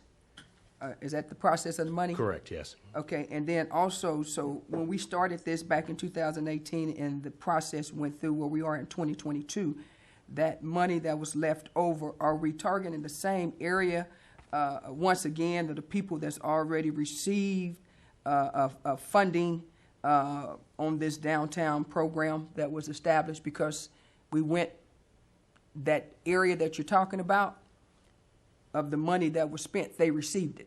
The businesses moved there, they open up. So are we going back targeting that same area to? So that area is the core of our downtown, and in several communications with the state director for Main Street and trying to talk about how this would even work, they suggested starting really small. Actually, they said you have way too much area already. You need to make it real small and make one area great, and then take that to the next step. And so we're trying to take that into consideration, but the areas that are still needing attention still need attention. And so it could be that there was a previous owner or a previous building that had received facade improvements at that time. And but as far as our mission is to go out and do as much good as we can with what's available, and focus on areas that are going to bring the most curb appeal to downtown. Thank you. To that central section. Any further questions for Mr. Lucht? Chairman of the foundation is here. I want to take this opportunity to thank you for your efforts and everything that you have done to be certain that we were able to move this process along. We have a motion and a second. Yes. Move for approval. Second. Oh, second? We have it. Or we have it. So before we vote, Mayor, may I restate the motion just Please. for clarity? So the motion to be voted on is to authorize Main Street Muskogee to administer the repurposed City of Muskogee Foundation Downtown Development Grant, and to further the direct the city manager to negotiate and execute an agreement with Main Street to ensure that occurs, containing all of the terms discussed in executive session, including but not limited to requiring quarterly reports and the provision that the grant will be administered in accordance with the terms as long as there is a director on staff, providing there is an absence in the position of director, then the grant would revert to the original manner for which it was operated until a new director will be hired. Are we clear? Yes, Roy, you said in executive session. Sorry, discussed, I did say executive session, containing the terms discussed, because we were in open session. Thank you, Councilor McGee. And can I add one more thing and I'm done? Yes. That we audit the program so that we get the feedback from it so we know how the success of it. Because I don't think the first time that the program was distributed in 2018 that an audit or report was given back to the council. Mr. Tucker, was that in the motion that I had stated about the quarterly report? It was not. And so if we want that included, we can take that as direction of staff if that is the will of the council. It is with my motion. Okay. Thank you, Mayor. Yes, ma'am. Whoever made the second, do you understand it as amended? I don't remember who made the second. Are we clear? Yes. Roll call. Pearlie Boyati Craig. Yes. Shirley Hilton Flannery. Yes. Tracy Hoos. Tracy McGee. Yes. Stephanie Jones. Yes. Alex Reynolds. Yes. Jamie Stout. Yes. Deputy Mayor Derek Reed. Yes. Mayor Marlon Coleman. Yes, the item passes. Item number 10.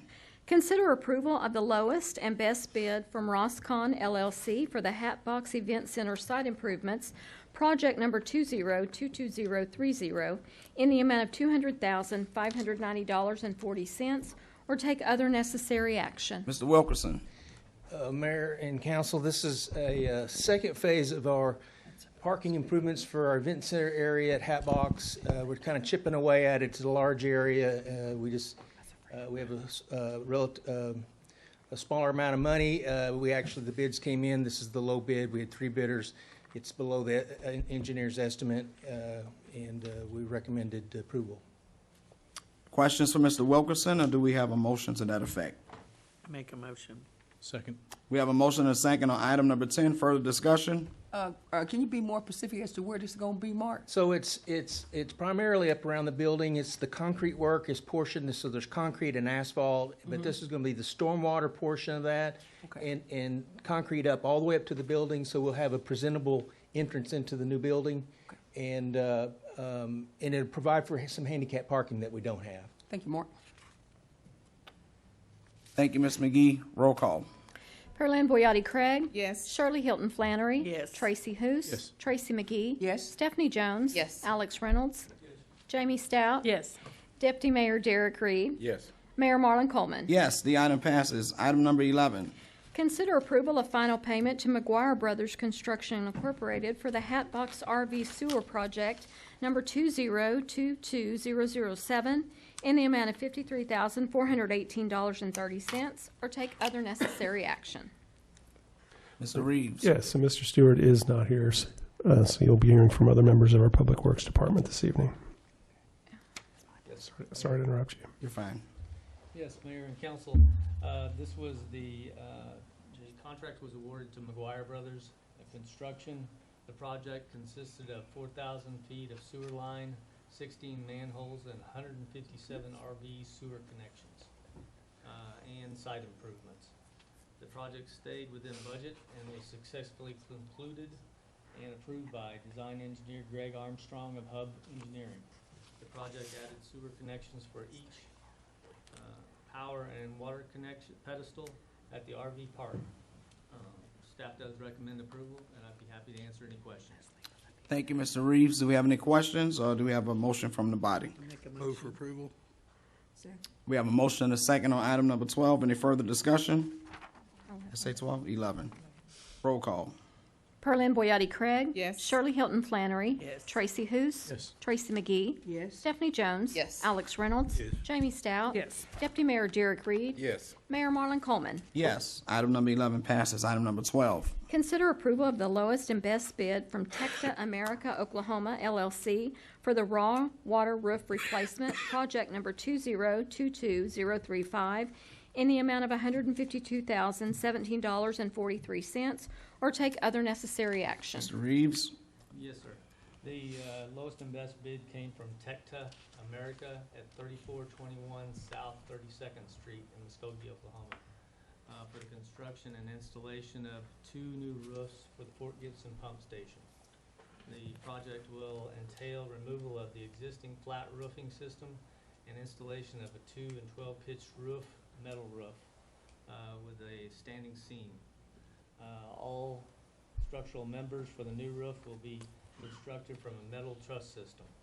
Cohen Engineering, the design engineer for the project, has recommended approval for Tecta America as the lowest and best bid for the project. Staff does recommend approval, and I'd be happy to answer any questions. Thank you, Mr. Reeves. Do we have any discussion or motion? Move for approval. Second. We have a motion and a second. Further discussion? Roll call.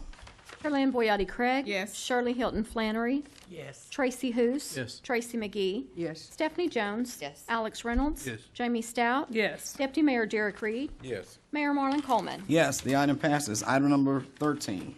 Consider approval of the lowest and best bid from Cooks Consulting LLC for the Smith Ferry Road off right-of-way drainage Orchard Parkway culvert, project number 2022031, in the amount of $591,615, or take other necessary action. Mr. Reeves? The lowest and best bid did come from Cook Consulting for the Orchard project, Orchard Park drainage culvert. The project will consist of 433 feet of 10 by 3 concrete reinforced structure. The project will entail cutting the concrete repairs on Orchard Parkway. Approximately 96 square yards of concrete will be placed removed and replaced on Orchard Parkway. The project had previously been utilized 3 48-inch corrugated metal pipes to move the stormwater below Orchard Parkway, which had structurally deteriorated.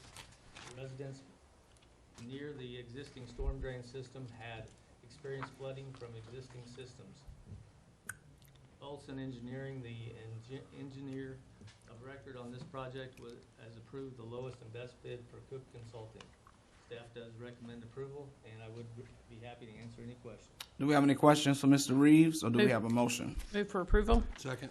We have a motion and a second on item number 13. Roll call. Perlin Boyotti Craig. Yes. Shirley Hilton Flannery. Yes. Tracy Hoos. Tracy McGee. Yes. Stephanie Jones. Yes. Alex Reynolds. Yes. Jamie Stout. Yes. Deputy Mayor Derek Reed. Yes. Mayor Marlon Coleman. Yes, the item passes. Item number 14. Consider approval of the appointment of Eric Puckett as the Ward 2 Commissioner to the Urban Renewal Authority, replacing James Scully, to serve a term commencing upon appointment and expiring August 31, 2024, or take other necessary action. Mr. Reynolds? This is my agenda item. I think that Mr. Puckett would be a great addition to the Urban Renewal Authority, and I move that we put him on the board. We have a motion? Second. We have He'll be a motion. great asset to that, Go ahead. that board.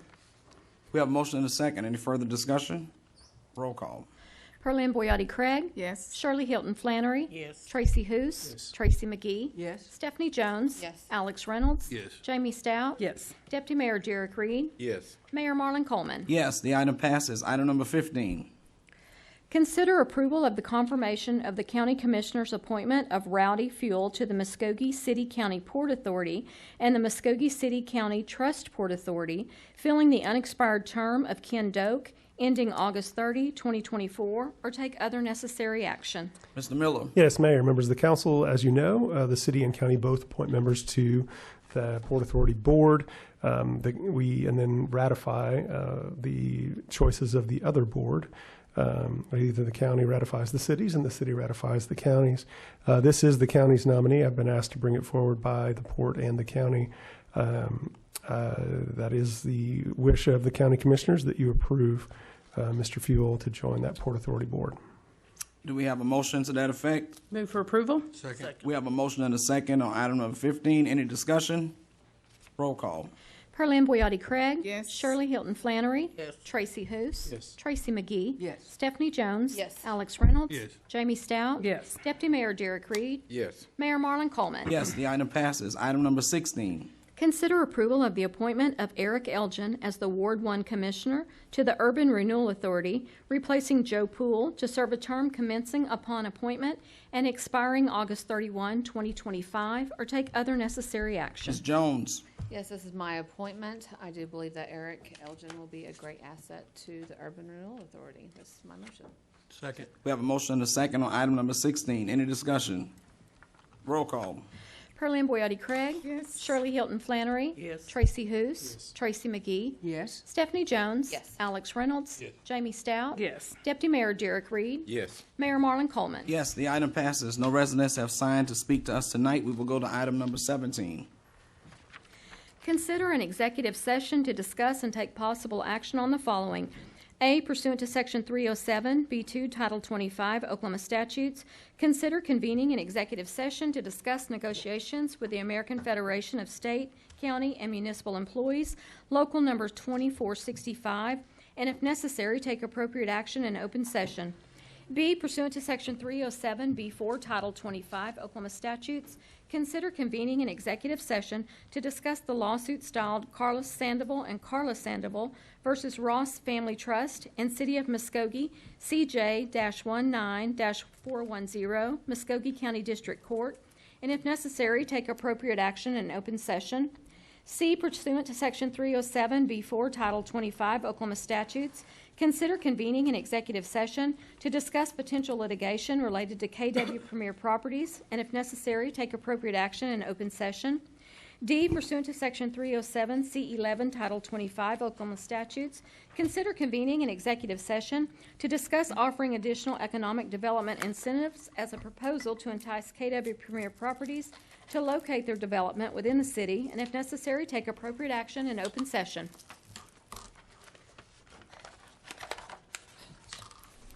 So moved. Second. We have a motion and a second to go into executive session. Roll call.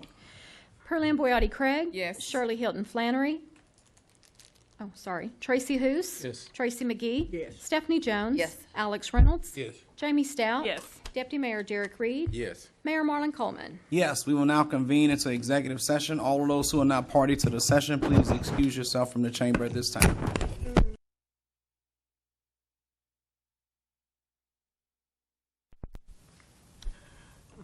We'll now reconvene from executive session. Roll call. That's my paperwork. Give me just Sorry. a moment, please. Yes, ma'am. Lost my call sheet. Pearlie Boyotti Craig. Here. Tracy McGee. Here. Shirley Hilton Flannery. Here. Stephanie Jones. Here. Jamie Stout. Here. Alex Reynolds. Here. Tracy Hoos. Here. Vice Mayor, or Deputy Mayor Derek Reed. Here. Mayor Marlon Coleman. Here. Mr. Tucker. Item 17A, pursuant to Section 307B2, Title 25, Oklahoma statutes, the council did convene an executive session to discuss the negotiations with the American Federation of State, County, Municipal Employees, Local Number 2465. After being briefed on the status of those ongoing negotiations, as well as the current exchange of offers, I think an appropriate motion would be to authorize the counteroffer that was discussed in executive session. Do we have a motion? Move for approval. Second. We have a motion and a second. Roll call. Pearlie Boyotti Craig. Yes. Shirley Hilton Flannery. Here. Yes. Tracy Hoos. Yes. Tracy McGee. Yes. Stephanie Jones. Yes. Alex Reynolds. Yes. Jamie Stout. Yes. Deputy Mayor Derek Reed. Yes. Mayor Marlon Coleman. Yes. Mr. Tucker. 17B, pursuant to Section 307B4, Title 25, Oklahoma statutes, the council convened an executive session to discuss the lawsuit styled Carlos Sandoval and Carla Sandoval versus Ross Family Trust and the City of Muskogee. After being briefed on the status of that lawsuit, in particular that it has settled, I think an appropriate motion would be to authorize the mayor to execute the global settlement agreement and waiver. Do we have a motion to that So effect? moved. Second. We have a motion and a second on item B. Roll call. Pearlie Boyati Craig. Yes. Shirley Hilton Flannery. Yes. Tracy Hous. Yes. Tracy McGee. Yes. Stephanie Jones. Yes. Alex Reynolds. Yes. Jamie Stout. Yes. Deputy Mayor Derek Reed. Yes. Mayor Marlon Coleman. Yes. Mr. Tucker. Pursuant to item C, pursuant to Section 307B4, Title 25 Oklahoma statutes, the council convened an executive session to discuss potential litigation related to KW Premier Properties. After being briefed on the status of that potential litigation, I think an appropriate motion would be to grant the city attorney a range of settlement with which to discuss for this potential claim, as discussed in executive session. Do we have a motion? So moved. Second. We have a motion and a second on item C. Roll call. Pearlie Boyati Craig. Yes. Shirley Hilton Flannery. Yes. Tracy Hous. Yes. Tracy McGee. Yes. Stephanie Jones. Yes. Alex Reynolds. Yes. Jamie Stout. Yes. Deputy Mayor Derek Reed. Yes. Mayor Marlon Coleman. Yes. Mr. Tucker. Item 17 was not discussed. Mayor? Thank you, Mr. Tucker. 17D, excuse me. 17D. That was our last item for the evening. We are adjourned.